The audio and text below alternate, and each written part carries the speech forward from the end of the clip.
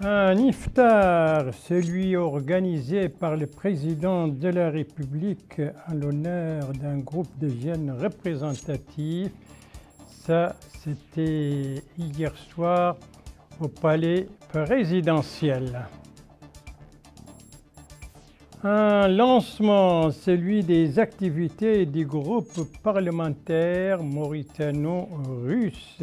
C'était hier au siège de l'Assemblée nationale. Une animation, celle spirituelle et matérielle, durant ce mois béni du Ramadan, clôture pour certaines des activités de cette animation et poursuite pour d'autres. Voilà donc pour les principaux titres du journal et c'est parti, mesdames, mesdemoiselles, messieurs, bonsoir et bienvenue à votre 22 heures en cette nuit du destin, Laylatul Qadri, et Simar, donc la nuit de Simar, ne m'oubliez pas, et moi non plus. Et ce vendredi, c'était donc le 26 Ramadan 1445, ce qui correspond au 5 avril 2024. Et pour commencer ce journal, eh bien, nous le commençons au palais présidentiel et pour cause, c'est à l'occasion de cet iftar organisé par le président de la République, M. Mohamed Ould Cheikh El Ghazouani. Et ses invités, c'était un groupe de jeunes représentatifs du spectre de la jeunesse en Mauritanie, un iftar qui était un échange, qui a été l'occasion d'un échange entre le sommet et la base. Bokar Baïleba. Cet iftar s'est transformé en rencontre ouverte, au cours de laquelle les jeunes ont présenté leur point de vue sur la réalité de cette frange et ses aspirations présentes et futures. Elle s'inscrit dans le cadre de la prise en charge par le président de la République des jeunes et du rôle qu'ils sont appelés à jouer dans le développement du pays. Au cours de la rencontre, les intervenants ont remercié le président de la République, M. Mohamed Ould Cheikh El Ghazouani, pour les multiples opportunités qu'il a offertes à la jeunesse au cours des 4 dernières années, que ce soit à travers les projets et programmes de développement. Ils ont salué les plans et politiques de développement et social mis en place par le président de la République, qui permettront à notre pays de surmonter les obstacles dont il a souffert au cours des périodes écoulées, notant que ces efforts sont soutenus par une approche politique sage qui a pris l'ouverture politique et le dialogue avec tous comme approche pour traiter les questions de l'heure et écouter tout le monde sans exclusion ni marginalisation. Les intervenants ont déclaré que cet iftar béni constitue une initiative qu'ils apprécient de la part du président de la République et qui confirme son intérêt pour leurs problèmes et sa volonté de les soutenir et les assister en leur offrant des conditions favorables pour améliorer leur accès aux différentes fonctions au sein de l'appareil de l'État à travers de multiples recrutements dans la fonction publique, le renforcement et la diversification des écoles de formation professionnelle et l'adoption d'une liste parlementaire qui leur est propre. Ils ont souligné que les grands espoirs qu'ils placent en la personne du président de la République les conduisent à présenter un ensemble de revendications pour renforcer le processus d'accompagnement des jeunes et de dynamisation de leur accès aux divers domaines, appelant dans ce contexte à développer les infrastructures sportives, encourager les clubs sportifs et les associations culturelles et impliquer activement les jeunes dans tous les secteurs et organismes nationaux. Au cours des 4 dernières années, le gouvernement a adopté une série de projets et de programmes de développement qui favorisent l'entrepreneuriat des jeunes, leur offrent des opportunités économiques, les encouragent à innover et tirer parti des nouvelles technologies, améliorent leur formation et les dotent d'équipements technologiques propres à changer leurs conditions sociales et économiques, leur ouvrir diverses perspectives et améliorer leur accès aux postes électoraux et politiques. La cérémonie de l'iftar s'est déroulée en présence de la première dame, Dr Mariam Mohamed Vadelda, du ministre secrétaire général de la présidence de la République, du ministre chargé de cabinet du président de la République, du ministre conseiller à la présidence de la République, du ministre de la Culture, de la Jeunesse, des Sports et des Relations avec le Parlement et de la secrétaire générale du département. Et ça, c'était donc cette cérémonie d'iftar organisée par le président de la République hier soir au palais présidentiel à l'honneur d'un groupe de jeunes représentatifs de tout le spectre de la jeunesse en Mauritanie. Un iftar, vous venez de l'entendre, qui s'est transformé en une rencontre ouverte, l'occasion pour ces jeunes de parler de leurs préoccupations, de leurs revendications, donc, et puis l'occasion pour le président de la République de réitérer les grands espoirs qu'ils font de toujours sur la jeunesse, et l'occasion pour lui également de lancer certains appels à l'intention de la jeunesse. C'est l'essentiel de ce discours avec Abdoulaye Demeba. Le président de la République, Mohamed Ould Cheikh Ghazouani, a félicité les jeunes du pays à l'occasion du mois de Ramadan, implorant Allah le Tout-Puissant de nous accorder à tous le succès dans l'accomplissement des différents actes de dévotion durant ces 10 derniers jours en suivant les recommandations du messager d'Allah, que la paix et les bénédictions soient sur lui. S'adressant aux jeunes du pays, le président de la République a déclaré que la réalisation de notre projet de société et du progrès de notre pays à différents niveaux demeure tributaire de notre capacité à donner à la jeunesse les moyens de jouer son rôle de premier plan en tant que force de changement social et acteur clé dans la conception et la mise en œuvre des politiques publiques.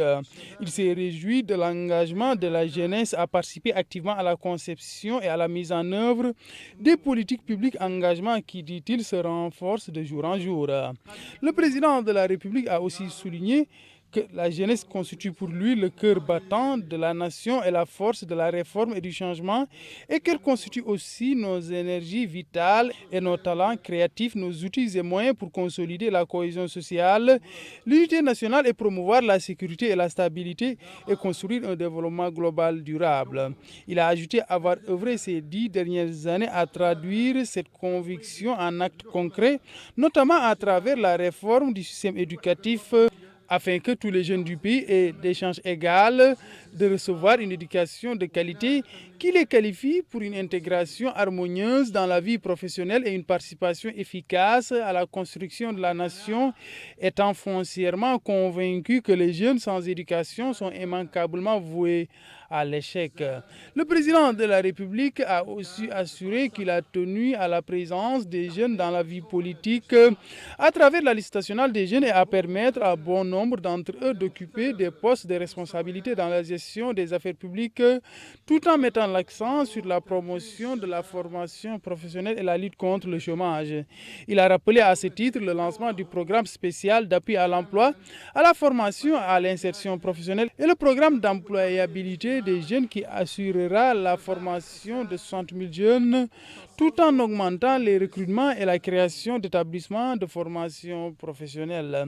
Le chef de l'État a aussi souligné l'efficacité de nos efforts pour lutter contre le chômage dépend de la faculté de se départir de l'attitude de mépris à l'égard de certaines professions. Il a ajouté qu'il est inacceptable que de nombreuses opportunités d'emploi dans le bâtiment, l'agriculture ou d'autres professions soient offertes à la main-d'œuvre étrangère au moment où nos jeunes méprisent ces métiers, préférant s'engager sur la voie de la migration irrégulière risquée et entraînant pour eux des dépenses qui auraient pu servir à financer des projets générateurs de revenus dans leur pays d'origine et d'y mener une vie digne. Il a déclaré qu'il était bien conscient du lourd fardeau que représente le chômage pour les jeunes comme pour les jeunes du monde entier, mais il est certain qu'en continuant de promouvoir l'éducation et la formation professionnelle, en facilitant l'accès des jeunes à un financement approprié, en développant des outils de soutien pour l'esprit d'entreprise des jeunes, nous parviendrons avec l'aide et la force d'Allah à inverser la courbe du chômage et de l'immigration irrégulière. Le président de la République a aussi souligné que ces objectifs représentent les piliers de la stratégie nationale pour la jeunesse récemment approuvée et a insisté sur sa volonté de mettre en œuvre cette stratégie de manière à garantir son efficacité pour assurer le développement de nos jeunes et renforcer leur rôle dans la construction de la nation. Enfin, le chef de l'État a appelé les animateurs de jeunesse, les organisations de la société civile, les leaders d'opinion a accompagné ce processus par la sensibilisation et l'éveil des consciences sur la nécessité de rejeter la dépendance, de s'affranchir de la mentalité qui méprise certaines professions et d'opter pour la formation professionnelle, soulignant que ces efforts garantiront l'efficacité des efforts de lutte contre le chômage.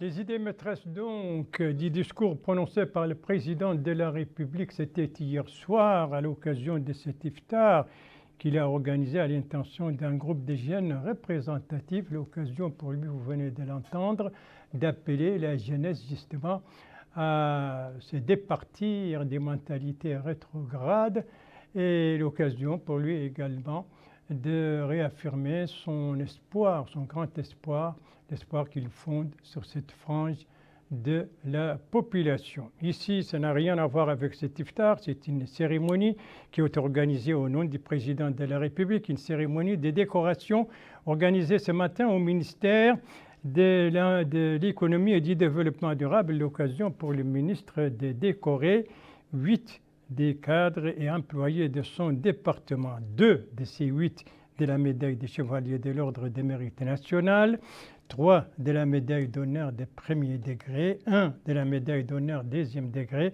et 2 de la médaille d'honneur troisième degré. C'est une décoration faite au nom du président de la République par le ministre de l'économie et du développement durable et qui s'inscrit également dans le cadre de la commémoration du 63e anniversaire de l'indépendance nationale, cérémonie qui s'est déroulée donc ce matin. Lui, par contre, ça c'était hier et c'était au siège de l'Assemblée nationale. Lui, c'est le lancement des activités du groupe parlementaire mauritano-russe. Précision sur cette cérémonie avec Yed Fall. Le lancement des travaux du groupe parlementaire d'amitié russo-mauritanienne s'est déroulé en présence du ministre de la Culture, de la Jeunesse et des Sports et des Relations avec le Parlement, M. Ahmed Oulsid Ahmed Ouledje, et les membres du groupe parlementaire. Le groupe parlementaire vise à consolider les relations bilatérales entre la Mauritanie et la Russie pour servir les intérêts des deux peuples, ainsi qu'à coordonner entre le Parlement mauritanien et la Douma russe les questions qui intéressent les deux pays. Le premier vice-président de l'Assemblée nationale, M. Moussa Dembassou, a dit son honneur d'être présent au début des travaux de cette commission, soulignant que son lancement coïncide avec le 60e anniversaire des relations russo-mauritaniennes. Il a expliqué que l'Assemblée nationale, à travers le groupe parlementaire, renforcera les relations bilatérales entre les deux pays. Le président du groupe parlementaire d'amitié russo-mauritanien, le député Ahmed Jidoulizine, a indiqué que les relations entre les deux pays se sont renforcées ces dernières années grâce aux relations entre le président de la République, M. Mohamed Rachid Ghazouani, et le président de la Fédération de Russie, Vladimir Poutine. Il a souligné que ces relations privilégiées couvrent tous les domaines vitaux, y compris la formation dans diverses disciplines. Son Excellence Boris Zelko, ambassadeur de la Fédération de Russie en Mauritanie, a souligné l'importance de cette commission parlementaire qui constitue un levier de développement et de coopération entre son pays et la Mauritanie. L'action des groupes parlementaires renforcera le travail des organes gouvernementaux entre les deux pays. Le lancement des activités du groupe parlementaire d'amitié mauritano-russe, c'est un lancement d'ailleurs qui coïncide, il faut le rappeler, avec le 60e anniversaire des relations russe-mauritano-russe. Merci de suivre les JTF de Mauritania. La suite du journal avec l'animation du Ramadan, tant sur le plan spirituel que matériel, et une mahadra. On va commencer par cette animation spirituelle au niveau de Nouakchott Sud, organisée par le ministère des Affaires islamiques et de l'enseignement originel. Eh bien, cette animation vient de s'achever. C'était ce matin. Compte rendu Moussa Ndiaye.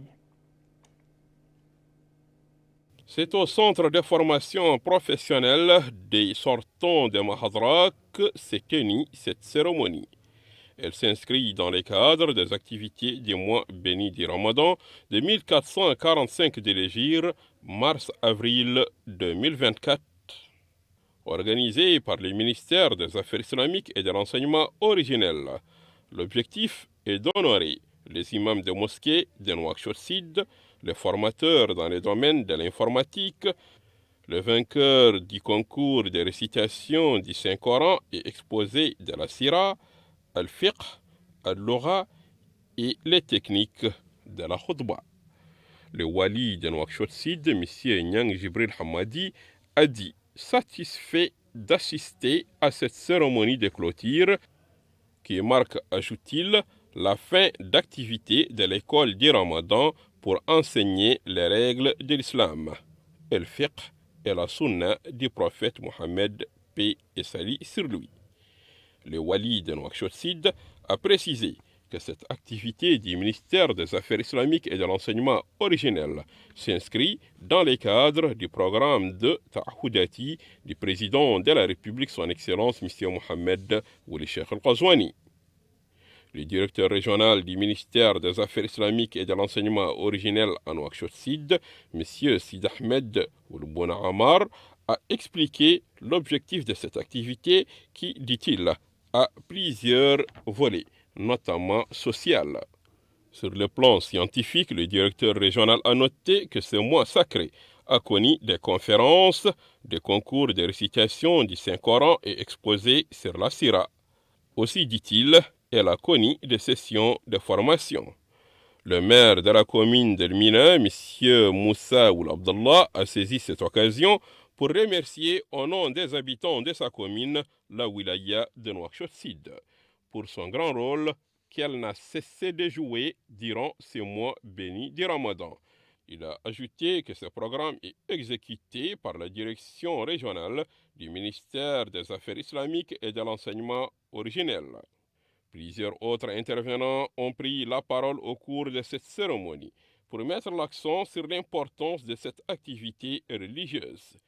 Ils ont précisé que cette activité a connu des thèmes riches et variés pour le bonheur des habitants de la wilaya de Nouakchott Sud. Ça, c'était donc la cérémonie de clôture des activités d'animation organisées par la direction régionale du ministère des Affaires islamiques et de l'enseignement originel dans le cadre du mois béni de Ramadan. Clôture donc, c'était ce matin. Autre clôture également dans ce domaine, mais cette fois au niveau de Dar al-Naïm, il s'agit de celle des nuits del Maître, autrement dit les louanges du prophète Mohammed, paix et salut sur lui. Et ça, c'était hier soir. Compte rendu, Bokar Baye là-bas. Clap de fin des activités liées au mois béni du Ramadan. Une initiative de la commune de Dar al-Naïm en coopération avec l'Union nationale de louanges du prophète, paix et salut sur lui. Les activités ont été marquées par l'organisation de concours dans plusieurs domaines, notamment la récitation du Saint-Coran, la biographie et les louanges du prophète, paix et salut sur lui. Et dans une allocution prononcée à cette occasion, le maire de la commune de Dar al-Naïm, Mamadou Koutabou Mama, a exprimé ses remerciements aux participants. Et il a souligné l'importance de ce type de cérémonie de louange du prophète, paix et salut sur lui, pendant le mois béni de Ramadan. Et il a indiqué que cela procède de la renaissance du patrimoine islamique. La cérémonie de clôture a également donné lieu à la remise des prix aux gagnants du concours. L'objectif est bien entendu de les encourager et les motiver à rester fidèles à cet héritage. Voilà donc, ça c'était la clôture des nuits del Maître au niveau de Dar al-Naïm, et des nuits organisées par la commune de Dar al-Naïm en collaboration avec l'Union nationale pour les maîtres, autrement dit les louanges du prophète Mohammed, paix et salut sur lui. Toujours dans le cadre de cette animation spirituelle, la conférence quotidienne qui se tient depuis le début de ce mois béni du Ramadan dans la grande mosquée de Nouakchott. Alors, quel était le thème del fiqh de celle d'aujourd'hui et quel était son thème, le thème de son volet médical? Précision avec Moussa Ndiaye. La famille et la place qu'elle occupe en islam est le premier thème de la conférence quotidienne de ce jour 26 Ramadan de 1445 de l'Hégire. Présentant son exposé, Fadilatul Oustad Cheikh Ould Zeyn Ould Imam a précisé qu'une famille en islam, c'est une union sacrée qui encadre, éduque et oriente les nouvelles générations dans un environnement sûr et stable. L'objectif, dit-il, est pour un développement durable de l'enfant en conformité avec les normes et principes de l'islam. Fadilatul Oustaz a illustré son exposé par 2 versets du livre sacré, de Sourate Nisa, premier verset, et Sourate Ar-Rum, verset 21. Santé et Ramadan, le thème du jour est réanimation et anesthésie. Ce thème a été présenté par le Dr Mohamed Faisal Mohamed Ahmed. Dans son exposé, il a présenté la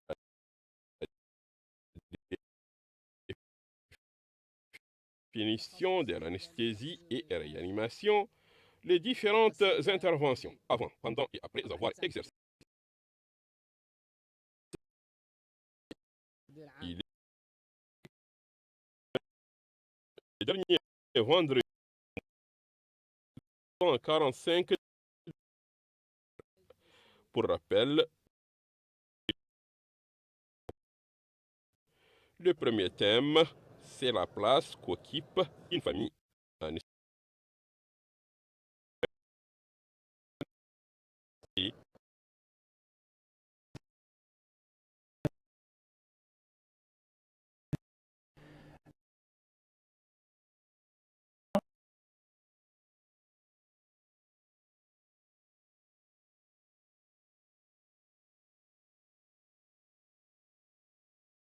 organisé. C'était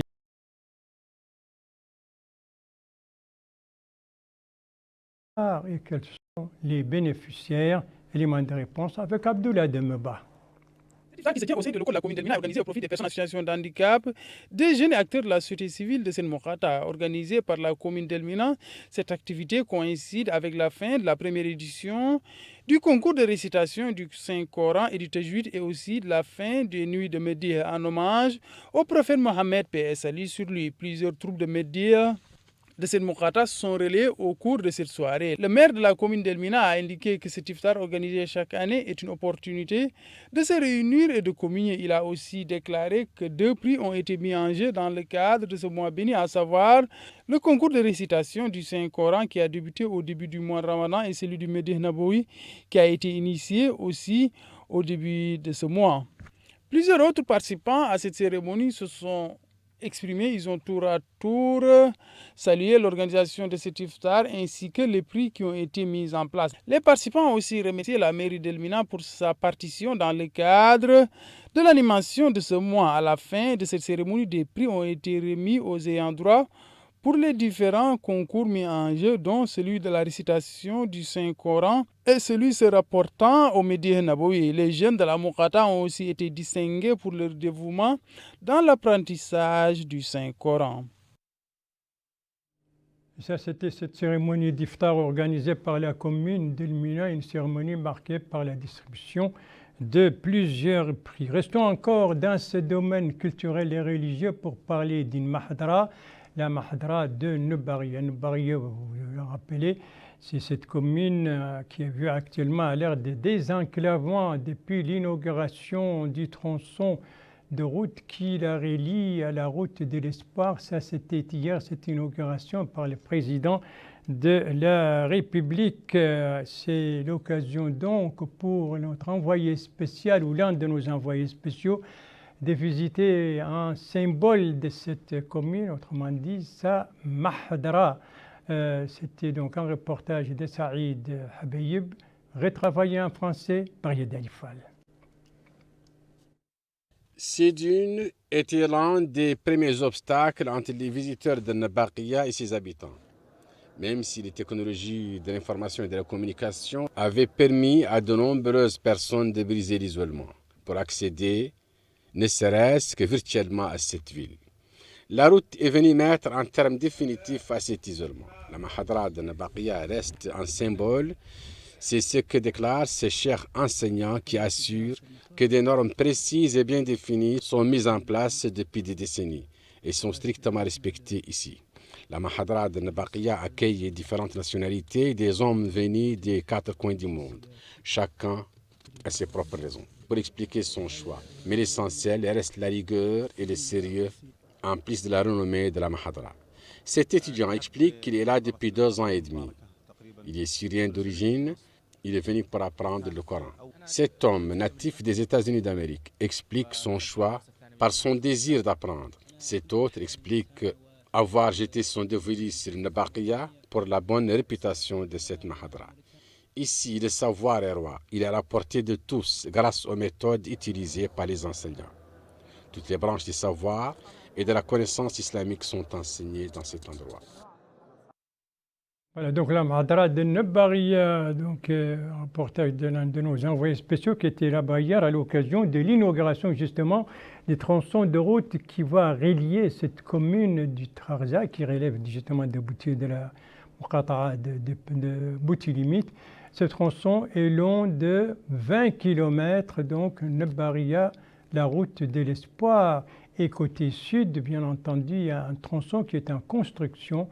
C'est le tronçon qui va relier cette Muqata'a vers Bir el-Barka. Il est encore en construction. L'inauguration de cette route, c'était hier par le président de la République, M. Mohamed Ould Cheikh El-Ghazouani. Et cela à la grande satisfaction des populations de cette zone appelée communément la zone de l'Ugal, qui a longtemps vécu dans l'enclavement et qui a souffert justement de l'enclavement.